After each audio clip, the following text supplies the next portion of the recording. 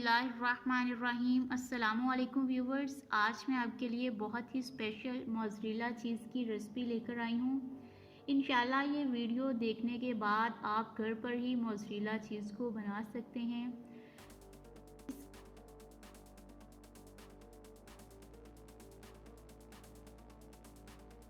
चलिए हम अपनी रेसिपी को शुरू करते हैं। उसके लिए मैंने लिया है अनबॉयल 1 लीटर दूध। जब भी आपने मोज़रेला चीज़ को बनाना है तो इसके लिए दूध हमेशा अनबॉयल ही लेना है। बॉयल किए हुए दूध से जो चीज़ है वो ठीक नहीं बनती। इसके बाद दूध को हल्की आंच पर गर्म करना है। दूध का टेम्परेचर एकदम हाई नहीं करना, आंच को हल्का रखना है ताकि आहिस्ता आहिस्ता से जो दूध का टेम्परेचर है वो रेज़ हो।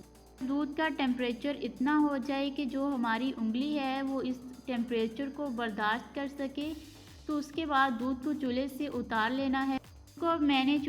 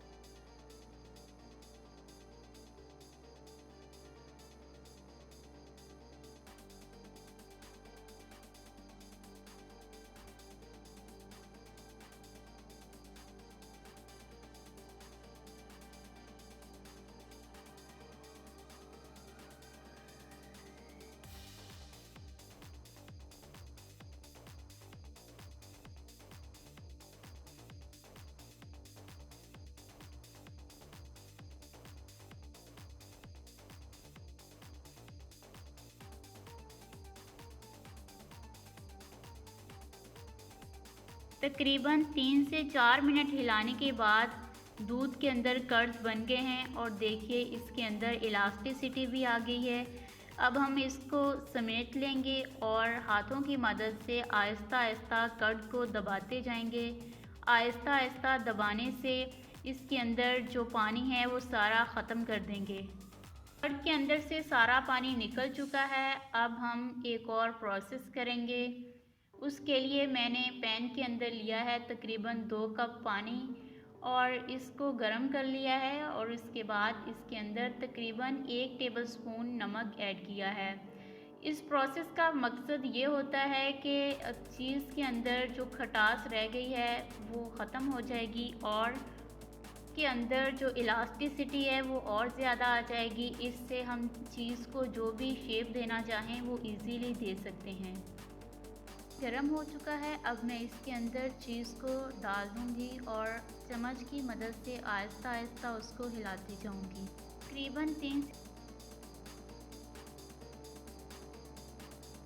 से 4 मिनट हिलाने के बाद पानी का जो कलर है वो चेंज हो चुका है और चीज़ के अंदर इलास्टिसिटी भी आ गई है। ये आप देख सकते हैं कि चीज़ के अंदर इलास्टिसिटी आ गई है। अब हम इस चीज़ को पानी में से निकाल लेंगे, इसको अपनी फाइनल शेप दे देंगे।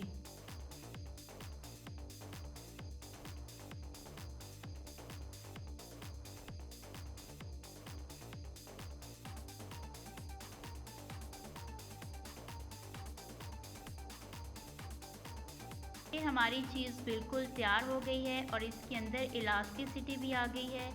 अब मैं इसको एक प्लेट के अंदर रख कर तकरीबन 3 से 4 घंटे के लिए फ्रिज के अंदर रख दूँगी और इसके बाद आपको दिखाऊँगी कि ये कैसी बनी है। व्यूअर्स, तकरीबन 3 घंटे बाद मैंने चीज़ को फ्रिज में से निकाल लिया है और इसकी कितनी प्यारी शेप आई है। तरह से आप चीज़ को स्टोर भी कर सकते हैं और इसको बहुत सारी रेसिपीज़ में इस्तेमाल भी कर सकते हैं। अब मैं आपको काट कर दिखाती हूँ। ये देखिए, काटने से भी इसके अंदर इलास्टिसिटी महसूस हो रही है और ये देखिए इसकी शेप भी कितनी अच्छी आई है। अब मैं इसको क्रश करके ब्रेड के ऊपर लगाऊंगी और इस ब्रेड को फिर हम बेक करेंगे। उसके बाद मैं आपको दिखाऊंगी कि ये हमारी जो चीज़ है वो किस तरह तैयार हुई है।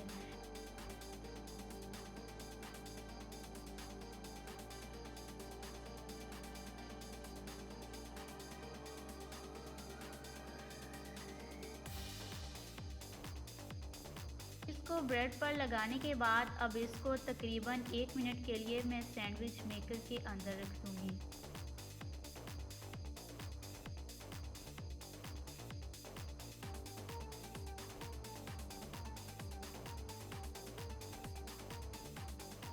बाद अब मैंने ब्रेड को निकाल लिया है और इसकी बड़ी अच्छी खुशबू आ रही है। अब मैं काट कर आपको दिखाऊंगी कि चीज़ कैसी लग रही है।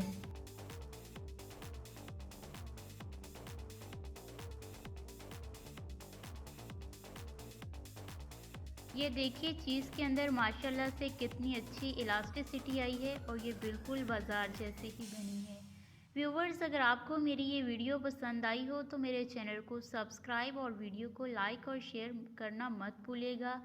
मिलते हैं किसी और रेसिपी के साथ, तब तक के लिए अल्लाह हाफिज़।